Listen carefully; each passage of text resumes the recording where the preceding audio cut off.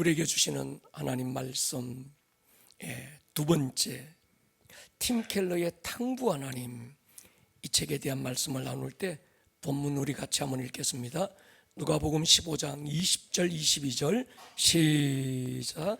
이에 일어나서 아버지께로 돌아가니라. 아직도 거리가 먼데 그가 그를 보고 끈히 여겨 달려가 목을 안고 입을 맞추니 아들이 이르되 아버지, 내가 하늘과 아버지께 죄를 지었사오니 지금부터는 아버지의 아들이라 일컬음을 감당하지 못하겠나이다 하나, 아버지는 종들에게 이르되 제일 좋은 옷을 내어다가 입히고 손에 가락지를 끼우고 발에 신을 신기라. 아멘. 우리는 매주 새로운 시즌을 맞아서 나무 한 그루씩 우리가 심고 있습니다.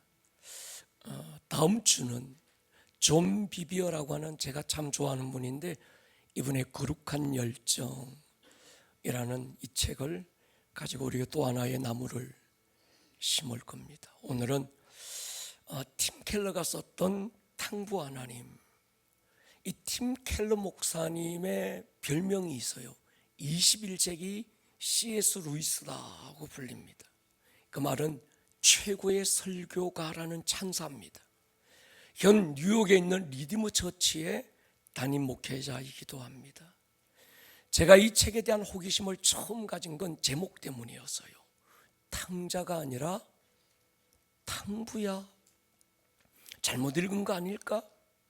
몇 번이고 책 제목을 다시 읽었지만 잘못 읽은 게 아니었더라고요.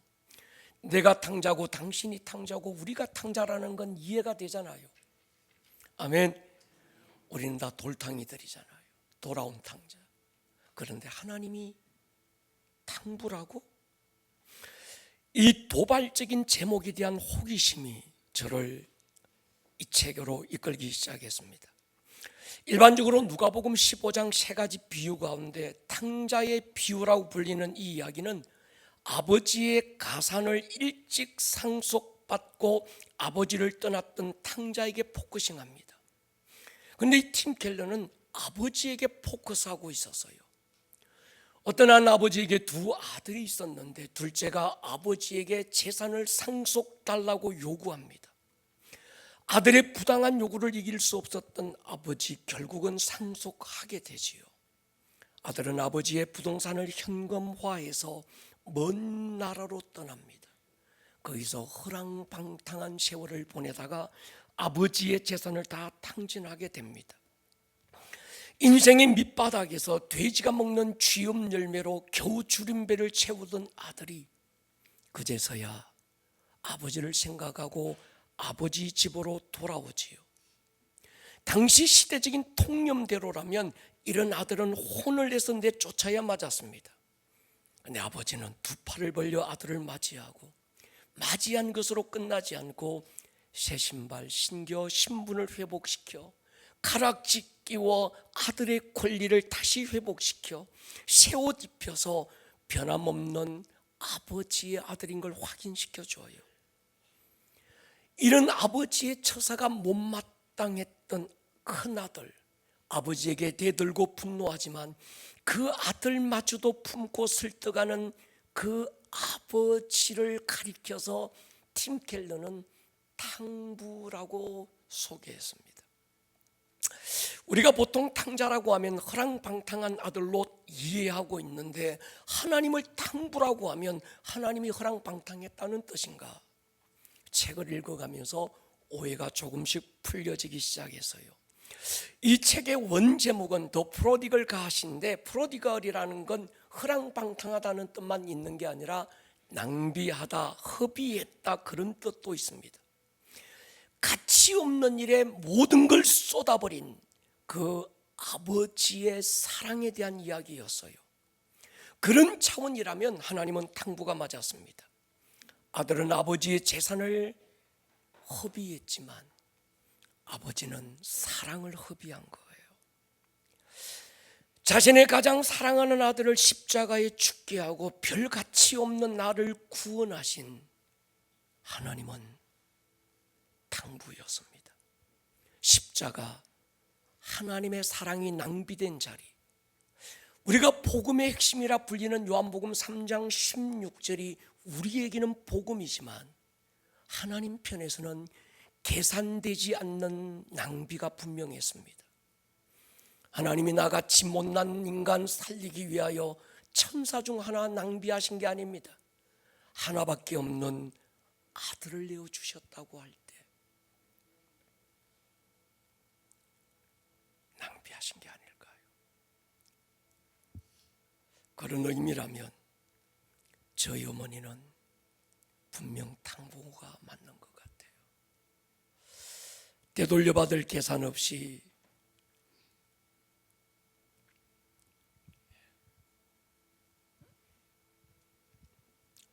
자신의 한 생애를 자식 위해 쏟고도 저희 엄마는 후회가 없는 것 같아요. 어찌 제 어머니만 그러실까요? 이 세상의 모든 어버이들은 자식에 대해서는 탕부고 또 탕모가 아니겠습니까? 사랑은 낭비 같아요. 더하기 빼기조차 못하는 바보로 만듭니다. 분명히 잃었는데 얻은 것처럼 기쁘고 틀림없이 졌는데 이긴 것처럼 행복하고 손해본 게 맞는데 가슴 가득한 바보가 되게 만드는 겁니다. 한 여인이 자신의 전 재산이었던 옥합을 깨고 주의 발에 쏟았을 때 제자들이 이 여인의 행위를 바보라고 낭비라고 책망해요. 가치 없는 자신을 위해서 쏟으신 하나님의 낭비를 제자들은 모르는 거예요. 이 스토리에 등장하는 세 인물이 있습니다. 아버지와 두 아들. 1막은 아버지와 돌탕이의 이야기고 2막은 아버지와 마치의 이야기입니다. 1막은 결과가 분명해요. 아버지를 떠났던 돌탕이가 아버지께 돌아오고 돌아온 아들 반겨 맞으신 아버지는 잔치를 베풉니다. 그리고 잃었던 모든 걸 회복시켜 주시는 해피엔딩이었습니다. 그런데 2막은 결과가 애매합니다. 아버지의 권면에도 마지는 집에 들어오지 않아요.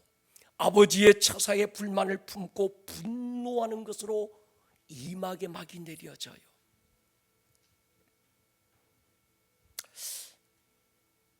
아버지를 이해하지 못하고 고집 부리고 아버지의 처사가 잘못됐다 불평하던 이 마지가 아버지의 설득과 권면에 마음이 돌아서서 아버지와 함께 집으로 들어왔는지, 그래서 돌아온 아들 동생을 끌어안고 이제서야 내가 아버지의 마음을 알았어, 이것이 아버지의 사랑이었구나, 내가 잘못했구나 가슴치고 돌아온 동생 끌어안고 잔치에 참여했는지, 아니면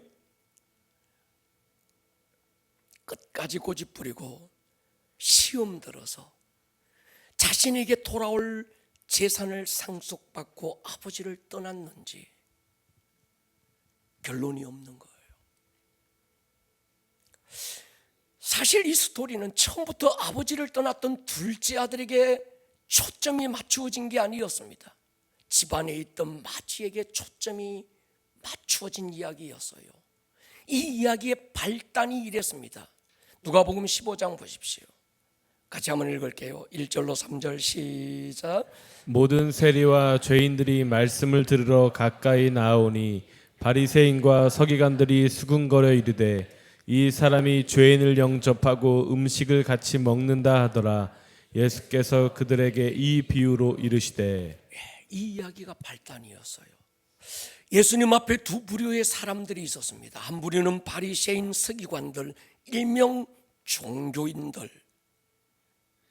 율법을 철저하게 지키고 율법에서 금한 건 먹지도 보지도 만지지도 않았던, 오늘 본문으로 따지면 맏아들이 이들 그룹입니다. 또 한 부류는 일명 죄인들, 세리와 창기들입니다. 이들은 율법을 지키지도 않았고 안식일 규정을 지키지도 않았습니다. 윤리적으로 도덕적으로 부정한 사람들. 오늘 본문으로 따지면 아버지의 가산을 탕진했던 돌탕이가 이들입니다. 이 마지 그룹 종교인들, 바리새인들, 서기관들은 자기 의에 가득해서 당시 죄인으로 규정되었던 이 세리와 창기들을 같이 밥을 먹지도 않았고 상종하지도 않았고 올리지 않았어요. 근데 문제는 이들 돌탕이 그룹들이 예수님께로 모여들기 시작했고, 예수님은 그들을 용납하는 걸 넘어서 그들과 함께 음식을 나누어 먹고 친구처럼 지내는 거예요. 이 모습을 바리새인들, 종교인들이 보면서 시작된 겁니다. 여러분, 유대 사회에서는요, 음식을 같이 먹는다는 건 밥 한 번 먹는 걸 뛰어넘는 의미가 있어서요. 그건 뭔가 하면 당신의 모든 것들을 내가 수용하겠다는 의미였습니다. 당시 종교인들은, 바리새인들은 하나님은 저들 그룹, 죄인들의 그룹들은 하나님도 버린 그룹이고, 자기들이 저들과 함께 어울리고 상종하면 자기들조차 부정해진다는 생각을 가지고 있는 거예요. 도무지 함께 할 수 없는 그런 그룹으로 외면시켜버린 거죠. 예수님이 이 두 그룹을 보고 계신 건 달랐습니다. 예수님이 보실 때 이들이든 그들이든 둘 다 아버지의 사랑과 은혜가 필요한 그룹들인 거예요. 자신들은 죄를 덜 지어서 하나님의 사랑이 필요 없는 것도 아니고, 저들은 죄를 더 많이 지어서 예수님의 사랑이 필요한 게 아니었습니다. 마지는 아버지를 떠난 적이 없으니 의롭고 구원받는 것도 아니고, 둘째는 아버지를 떠나고 허랑방탕하게 살았기 때문에 불의하고 구원받을 수 없는 것도 아니었습니다. 아버지를 떠난 적이 없이 율법 지키고 아버지의 명을 어기지 않고 순종했던 마지나, 아버지를 떠나서 허랑방탕하게 살았던 둘째나, 하나님이 보실 때는 하나님의 은혜가 필요한 그룹들인 거예요. 예수님이 말씀하셨어요. 누구든지 나로 말미암지 않고서는 아버지께로 갈 자가 없다. 예수님이 비슷한 얘기를 하신 적이 있습니다. 배경은 성전 안으로 옮겨집니다. 등장인물은 다르지 않아요. 바리새인이고 죄인이라고 하는 두 사람 성전 안에서 기도합니다. 바리새인의 기도 이랬어요. 누가복음 18장 보십시오. 바리새인은 서서 따로 기도하여 이르되, 하나님이여, 나는 다른 사람들 곧 토색, 불의, 가늠하는 자들과 같지 아니하고 이 세리와도 같지 아니함을 감사합니다. 나는 일에 2번씩 금식하고 소득의 11조를 드립니다. 자기 의를 드러내고 있어요. 나 이렇게 잘 살았어요. 나 이렇게 대단해요. 나 이 정도예요. 나 깨끗해요.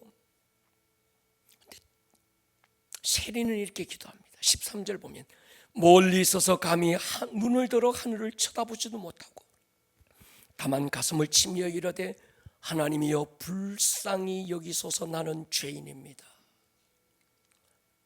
이들이 어떤 기도를 하고 자기 자신에 대해서 어떤 생각을 품었느냐보다 더 중요한 건 주님의 결론이에요. 14절에 보면요, 내가 너희에게 이르노니 이에 저 바리새인이 아니고 이 사람 세리가 의롭다 하심을 받고 그의 집으로 내려갔다. 여러분, 왜 이런 결론을 내리신 것일까요? 기억하셔야 합니다. 구원은 내가 잘 살아서 받는 게 아니에요. 마지는 별로 동의하고 싶지 않습니다. 구원은 내가 착하게 살아서 받는 게 아니라는 거예요. 구원은 율법을 지켜서 받는 게 아니었습니다. 구원은 은혜로 받는 거예요. 하나님의 긍휼로 받는 거예요. 내 불의가 은혜의 걸림이 될 수도 있지만 내 의가 은혜의 걸림이 될 수도 있어요. 내가 잘못 산 게 하나님의 사랑을 받는 일에 걸림이 될 수도 있지만, 내가 잘 산 게, 착하게 산 게 하나님의 은혜에 걸림이 될 수도 있는 거예요. 하나님이 모세를 통해서 613가지 율법을 주셔서요, 처음부터 지킬 수 있는 법도 아니었고 지키라고 주신 법도 아니었습니다. 네가 한번 이 율법을 지켜서 의롭게 되려고 용 한번 써봐라. 그런데 써보면 네가 용 써서 율법을 다 지켜 의롭게 될 수 없다는 걸 네가 깨닫게 될 거야. 깨달으라고 주님이 율법을 주신 거예요. 로마서 3장 보십시오. 율법의 행위로 그의 앞에 의롭다 하심을 얻을 육체가 없다. 율법은 죄를 내가 죄인이구나, 내 힘으로 안 되구나, 내가 용 쓴다고 내 스스로 하늘까지 올라갈 수 없구나 깨달으라는 거예요. 28절, 그러므로 사람이 의롭다 하심을 얻는 건 율법의 행위에 있지 않고 뭐로요? 아멘입니까? 인정하십니까? 하나님을 오해하고 있는 바리새인 서기관들에게 하나님에 대한 오해를 풀어주기 위한 발단이 오늘 이 스토리의 배경이었다는 거예요. 팀 켈러는 이 이야기를 통해서 인간이 하나님을 떠날 수 있는 두 가지 길을 제시합니다. 하나는 하나님을 진짜 떠나는 거고, 하나는 하나님의 집 안에서 열심히 사는 거라는 거예요. 하나는 율법을 어겨서 떠나지만 하나는 율법을 열심히 지켜서 또 떠난다는 거예요. 하나는 못된 아들인데 하나는 착한 아들인 것처럼 보이지만 둘 다 못된 아들이긴 마찬가지라는 거예요. 1막의 주제가 잃어버린 둘째 아들에 대한 이야기라면 2막의 주제는 잃어버린 맏아들에 대한 이야기였습니다. 잃어버린 둘째 아들에 대해서는 누구도 이의를 제기하지 않아요. 왜? 뻔합니다. 자식으로서 아버지의 재산을 상속받는 것 잘못된 게 아니지요. 유대법으로 아버지로부터 받는 상속은 마지가 3분의 1을 받아요. 그래서 유대 어떤 그 사회에서 장자는 굉장히 중요합니다. 그리고 야곱이 보면 형 에서와 씨름할 때 뭐 달라는 겁니까? 장자권을 달라는 거잖아요. 장자권은 아버지의 유산의 3분의 1을 이 장자가 가져요. 자식이 몇 명이든 남은 3분의 1을 가지고 n분의 1을 해서 나머지 자녀들이 나누는 거예요. 여러분, 그리고 중요한 건 아버지가 살아계실 때는 상속을 요구할 수 없었습니다. 왜냐고 하면 아버지 빨리 죽으라는 거거든요. 그래서 누구도 아버지가 살아계실 때 아버지의 재산을 상속해달라 요구할 수가 없었어요.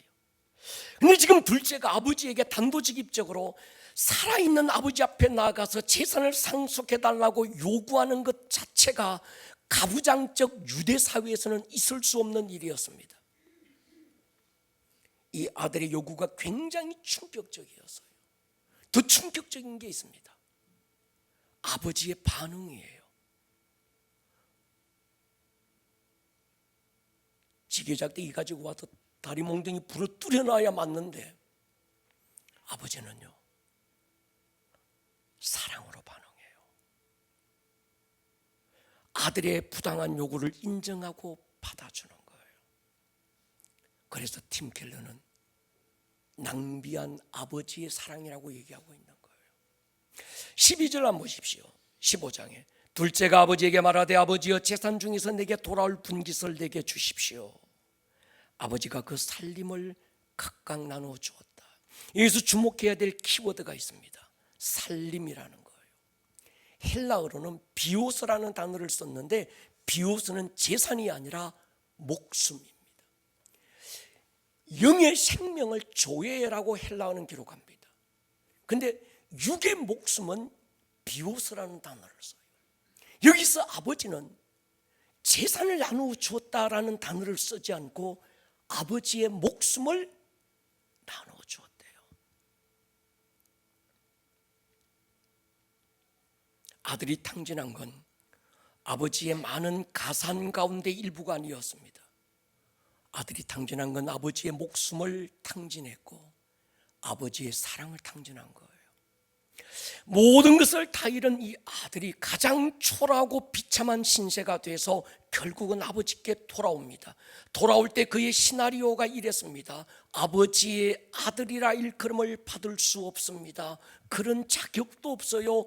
다만 은혜 베풀어 주셔서 품꾼의 하나로 써주십시오. 종과 품꾼은 다릅니다.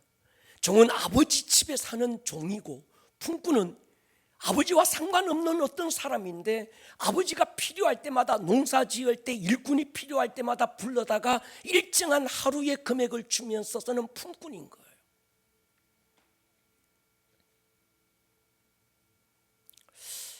아버지의 반응이 더 충격적이라고 표현한 이유가 있습니다. 사실 아버지는 알고 있었어요.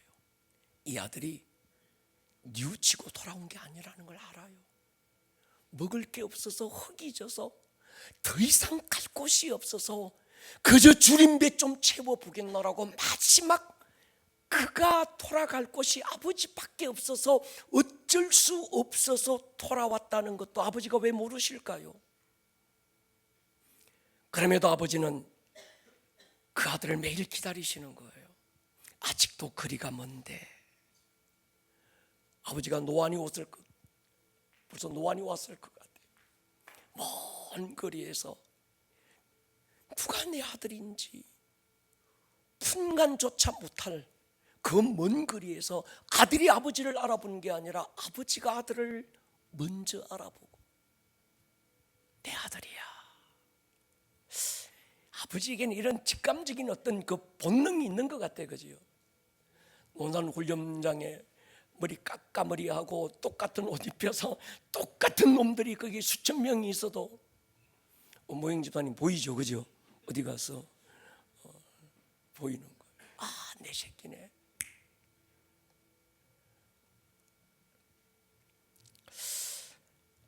아들을 알아본 아버지가 본능적으로 일어나 달리기 시작합니다. 아들이 돼지우리에서 시나리오 쓰고 대사 연습했던 것처럼 아버지는 아마도 오늘의 이 장면을 수없이 상상하고 연습했을 거예요. 매일 내 아들이 돌아오면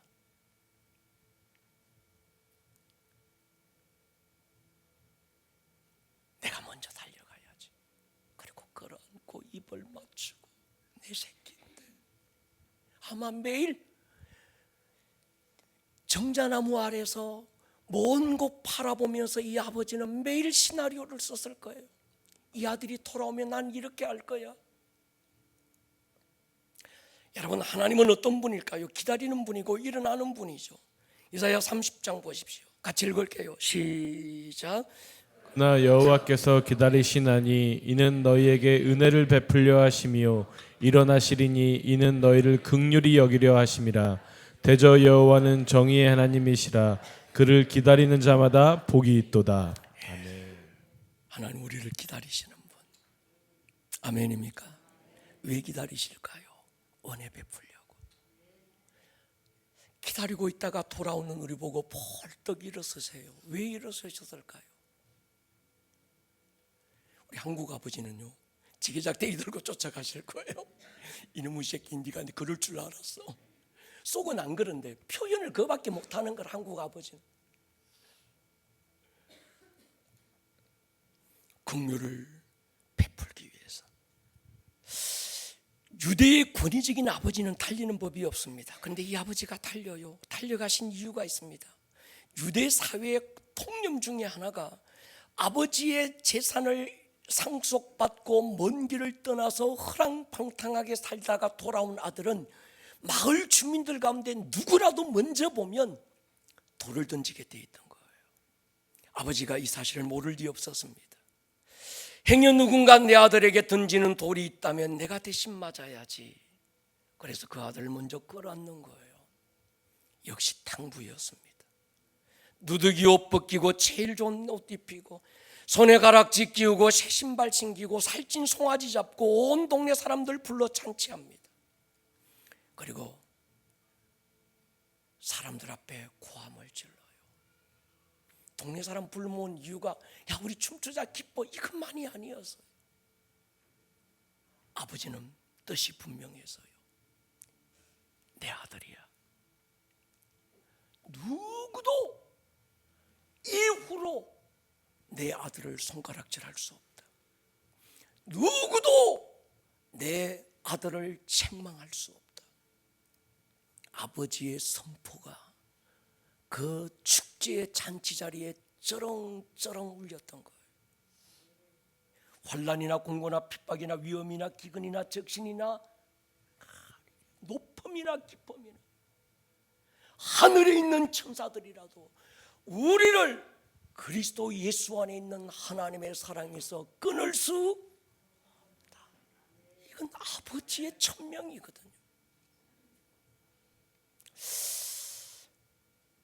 팀 켈러는 이 아버지의 사랑을 무모한 낭비라고 표현하고 있습니다. 사실 따지고 보면 아버지를 떠난 작은 아들도 아버지 집안에 남아있던 마지도 관심은 아버지가 아니라 아버지의 재산이었어요. 작은 아들은 아버지의 재산을 요구해서 받아 아버지를 떠났지만 마지는 아버지의 집을 떠날 수 없었던 이유는 아직 아버지로부터 받아야 될 재산이 있었던 거예요. 하나는 당돌했지만 하나는 용기가 없었습니다. 하나는 못된 아들인데 하나는 그저 착한 거예요. 핵심은 아들이 아닙니다. 집 밖의 탕자든 집안의 탕자든 품고 사랑으로 녹여내고 있는 아버지의 무모한 이 사랑, 아버지의 낭비되고 있는 이 사랑이 지금 초점이 되고 있는 거예요. 이 책에서 한 가지 예화를 소개합니다. 한 농부가 밭에서 큰 당근을 수확해요. 농부는 이 당근을 왕에게 드리는 것이 자기가 먹는 것보다 좋겠다고 생각하고 왕에게 가지고 갑니다. 폐하, 제가 밭에서 당근 농사를 했는데 내 생애에 이렇게 크고 맛있는 당근은 처음입니다. 저희 부부가 상의한 끝에 이건 우리가 먹는 것보다 폐하께 드리는 것이 좋겠다 생각하고 가지고 왔습니다. 왕은 그 농부의 마음이 너무 고마워서 또 다른 땅을 하사했습니다. 이 이야기를 전해들은 한 귀족이 당근 하나 때문에 저렇게 큰 축복을 받고 큰 상을 받았다면 자신의 집에 있는 금은 종말을 바치면 얼마나 큰 상을 얻을까 생각하고 왕에게 종말을 들고 갔습니다. 폐하, 이 종말은요 혈통이 있고요, 이 종말은요 굉장히 소중합니다. 우리 집에 있는 것보다 폐하께 드리는 게 좋겠다 생각하고 폐하께 바칩니다. 근데 폐하가, 왕이 종말을 받고도 고기만 끄떡하고 그냥 돌아가라는 거예요. 이 사람이 속으로 서운한 거예요. 돌아가는 신하에게 왕이 말합니다. 농부는 당근을 내게 주었지만 당신은 종말을 그대 자신에게 주었노라. 여러분, 우리가 왜 주님을 따르고 있습니까? 우리가 왜 예배하고 주님을 따르는 동기가 무엇입니까? 나인가요? 예수님인가요? 오늘 우리가 이 시간이 소중한 시간에 나와서 하나님을 예배하고 정말 우리가 하나님 앞에 찬양하고 우리의 헌금을 드리고 헌신하고 있는데 이 동기가 뭐냐가 굉장히 중요합니다. 예수님을 이용해서 내 문제를 해결하겠다는 건가? 아니면 내 안이 답답하고 마음이 그러니까 이 마음의 위로나 좀 얻겠다는 것인가? 지옥은 가지 말아야 되겠고 천국은 가야 되기 때문인가? 그렇다면 그 천국에 주님이 계시든 안 계시든 천국만 가면 된다는 것인가? 여러분 어떻습니까? 한 가지 이유해야 합니다. 오늘 우리 송 권사님 선포한 대로 주님 사랑해서 뒷동네 아멘 하십시다.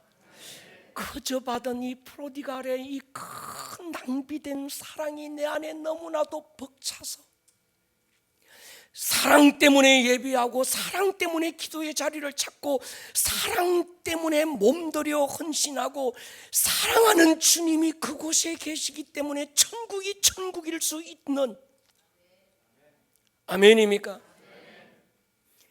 여러분, 이런 부류의 아들은요 기도의 응답이 없거나 자신이 원하는 어떤 것이 충족되지 않으면 두 가지로 반응해요. 내가 아버지께 뭐 잘못해서 아버지가 화가 났나? 그래서 내 기도 응답 안 해주나? 저 권사님은 기도만 하면 제깍제깍 응답해 주는데 왜 내 기도는 응답 안 해주지? 40일 금식하면 될까? 아니면 막 밤새 철야해서 하나님 앞에 막 떼쓰고 부르짖으면 주실까? 내가 더 착하게 살지 못해서 안 주시나? 아니면 아버지의 사랑을 의심하고 원망하고 불평하면서 나와 벗을 위해서는 염소 새끼 한 마리 안 잡아주더만 암흑의 권사를 위해서는 송아지를 잡아줍니까? 막 이럴 수 있는, 기도를 하도 대부분 자기 자신을 필요를 채워달라는 거예요. 기쁨에 겨워서 저절로 터져나오는 찬양이 별로 없습니다. 여러분, 우리가 예배하는 이유 굉장히 중요합니다. 사랑이 아니라면 우리는 맞이가 되든 용기가 없어서, 용기가 있으면 아버지를 떠나든 둘 중에 하나가 될 수 있어요. 응답받으면 받은 것 때문에 떠나고, 응답이 없으면 응답이 없는 것 때문에 떠날 수 있습니다. 누가복음 15장은 탕자의 이야기만 아니라 다른 두 이야기가 함께 소개됩니다. 첫 번째 이야기는 한 목자에게 양이 100마리가 있었는데 그 중에 한 마리가 길을 잃었어요. 목자는 99마리의 양을 들에 두고 한 마리의 길 잃은 양을 찾아 나서는 산을 넘고 물을 건너기도 합니다. 그리고 기어코 그 양을 찾아서 품에 안고 기쁨으로 돌아와 온 동네 사람 불러다가 잔치를 베풀어요. 두 번째 이야기는 잃어버린 동전의 이야기입니다. 어떤 한 여인에게 은화 10개가 있었는데 하나를 잃어버려서요, 여인은 등불을 밝혀 들고 온 집안을 썰고 뒤져서 기어코 잃어버린 은화 한 입을 찾습니다. 마찬가지로 온 동네 사람 불러다 잔치를 베풀어요. 세 이야기는 모두 하나님이 어떤 분이냐에 대한 이야기입니다. 왜 비유로 말씀하셨을까? 그런 거 있잖아요. 야, 하나님이 어떤 분인지 모르겠나? 아브라함을 한번 봐야. 아브라함이 이삭을 향한 그 아버지 됨을 네가 보면 하나님 아버지 됨을 네가 알게 될 거야. 다윗을 보고, 야, 다윗이 그 아들을 향했던 그 아버지 됨을 보면 하나님의 아버지 됨이었던 건지 네가 알게 될 거야. 아브라함이나 다윗이나 한 시대 아버지라는 이름으로 살다간 수많은 사람들이 있었음에도 불구하고 주님은 어느 누구를 모델로 내세울 수 없었어요. 왜요? 누구도 하나님의 아버지됨을 보여줄 만한 아버지가 없는 거예요. 여러분, 여러분의 육신의 아버지가 어떤 아버지였던 그 아버지를 통해서 하나님을 보지 말고 하나님 아버지 되심을 보고 육신의 아버지를 볼 수 있기를 축복합니다. 그래서 주님은 비유로만 지금 말씀하신 거예요. 세 부류의 사람을 소개합니다. 길을 잃은 양처럼 자신이 길을 잃었다는 사실을 알지만 돌아갈 길을 몰라 헤매는 사람, 예수님에 대한 이야기죠. 목자, 선한 목자 예수님은 이 사람들을 찾아 나서요. 또 한 사람, 자신이 길을 잃었다는 사실을 인식도 못하고 돌아갈 의지도 없습니다. 잃어버린 동전 같은 사람, 성령님은 끝없이 감동해요. 너 잃어진 자야, 너 돌아가야 돼. 마음으로, 생각으로, 사람을 통해서, 환경을 통해서 성령님이 감동하죠. 예. 이 마지막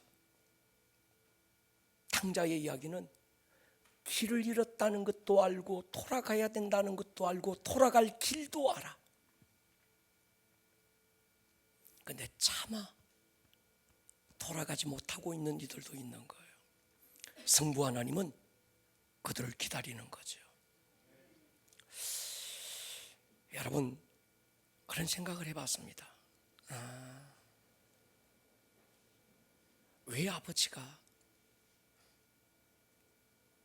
아들을 찾아가지 않았을까요?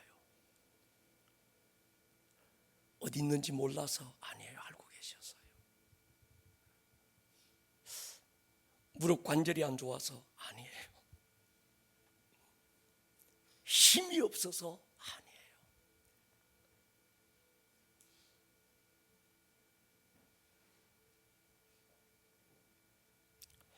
왜 아버지가 찾아가지 않고 기다리고 계셨을까?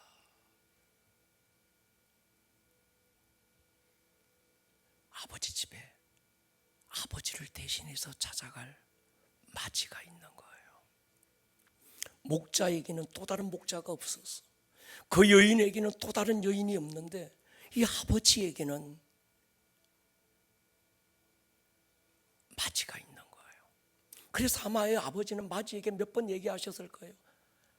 큰애야, 맞이야, 네 동생이 어디서 뭐하고 있을까?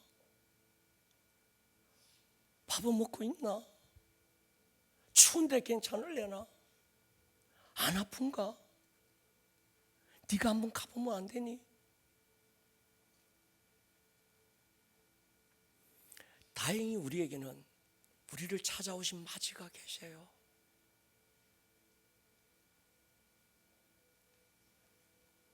우리 예수님 맞이가 되셔서 우리를 찾아오신 거예요. 하나님이 가인에게 묻습니다. 네 아우 아벨이 어디 있느냐? 하나님이 요나에게 물으세요. 니느웨로 가라. 근데 가인은요, 내가 내 아우를 지키는 자입니까? 왜 나보고 그러십니까? 그놈이 어디서 뭐 하든 말든 나하고 도대체 뭔 상관이 있습니까? 가인의 모습이었어요. 요나는요, 아예 다시스로 도망갑니다.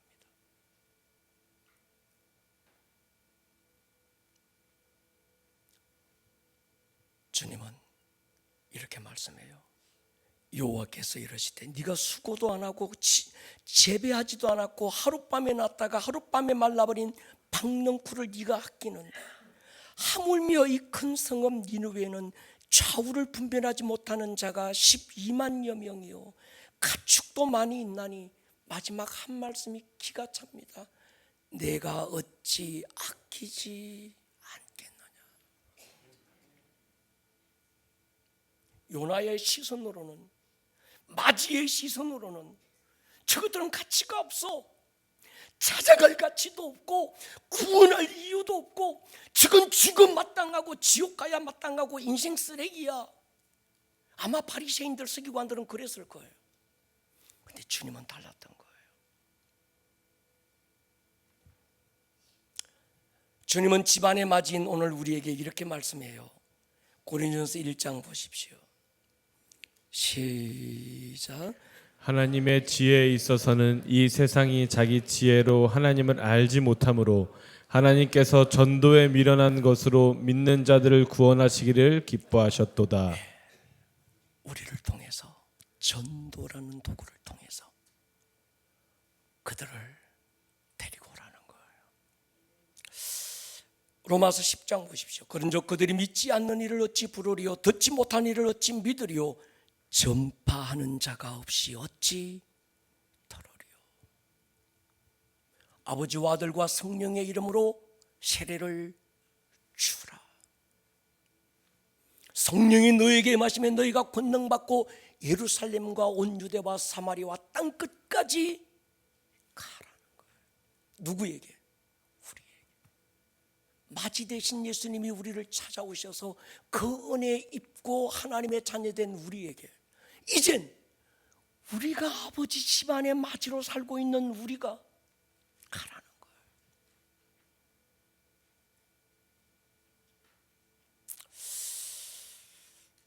오늘도 주는 우리에게 말씀해요. 누가 나를 위해 가며 누가 나를 대신하여 보내시면 좋겠니? 이사야 선지자처럼 Here I am. 주님 내가 여기 있어요. 나를 보내주십시오.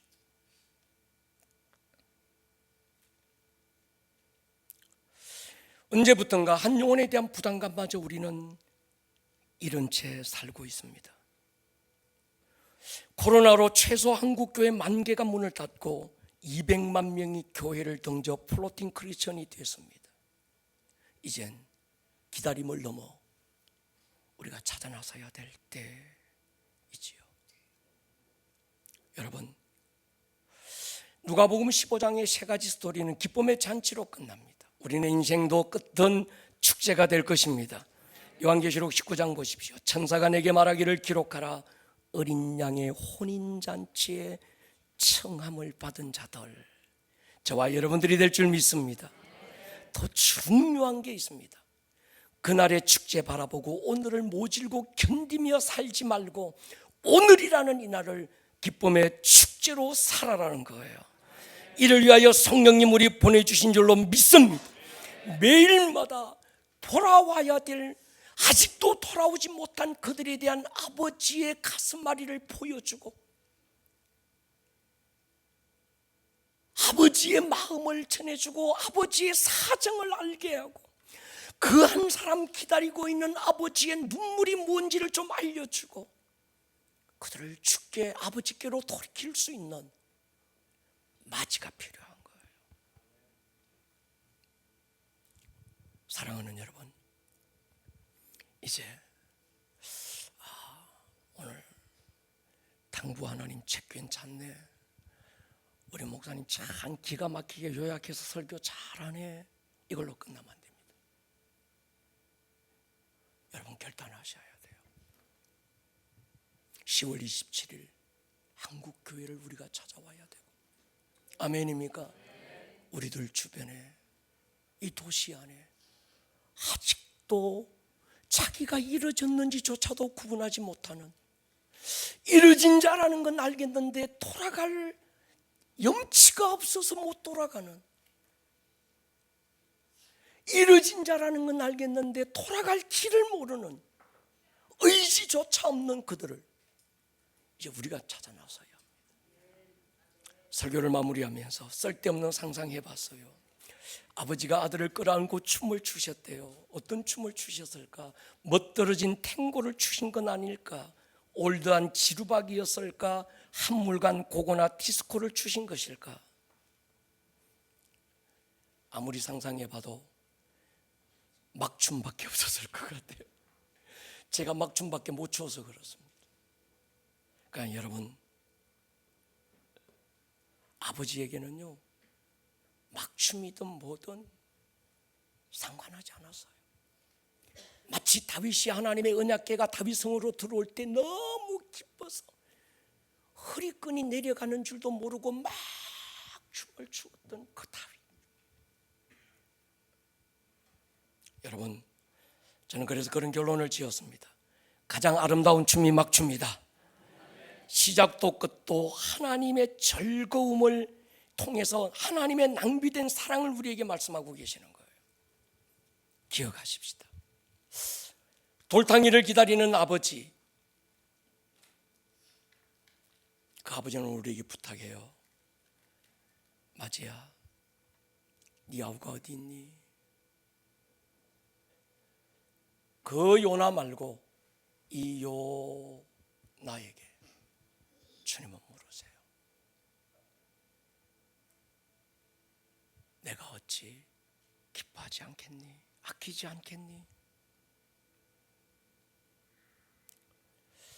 이번 한 주 우리 주변을 한번 살펴보고 그들을 주께로 인도할 수 있는, 그래서 주님의 가슴앓이가, 주님의 눈물이, 주의 심정이 전해지는 한 주가 되기를 축복합니다.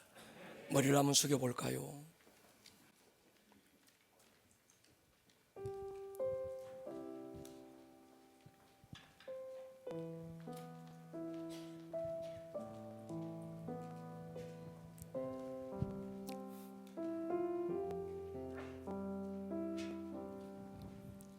아버지, 당신의 마음이 있는 곳에 나의 마음이 있기를 원해요.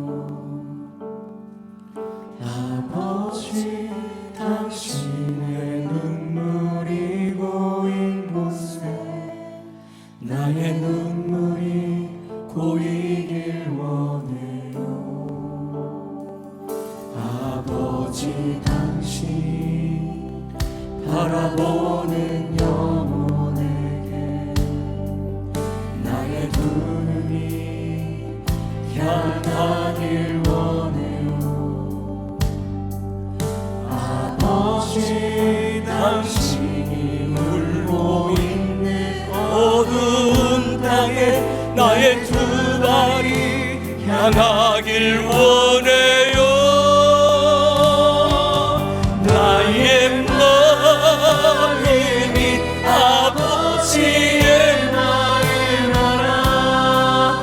내 모든 뜻 아버지의 뜻이 될 수 있기를. 나의 온몸이 아버지의 마음 알아. 자리에서 우리 한번 일어설까요? 주먹불 던지고 결단하면서 다시 나가. 나의 마음이 아버지의 마음 알아. 주의 마음을 쏟아주십시오. 주의 가슴 아리를 부어주십시오. 나의 온몸이 아버지의 마음을 알아. 공성으로 한번 기도하며 나갑니다. 주여. 오늘 들었던 이 말씀이 듣는 말씀에서 끝나지 않고 여러분들의 삶에 살아내는 말씀으로 생명력 있는 말씀이 될 수 있기를 주님의 이름으로 다시 한번 축복합니다.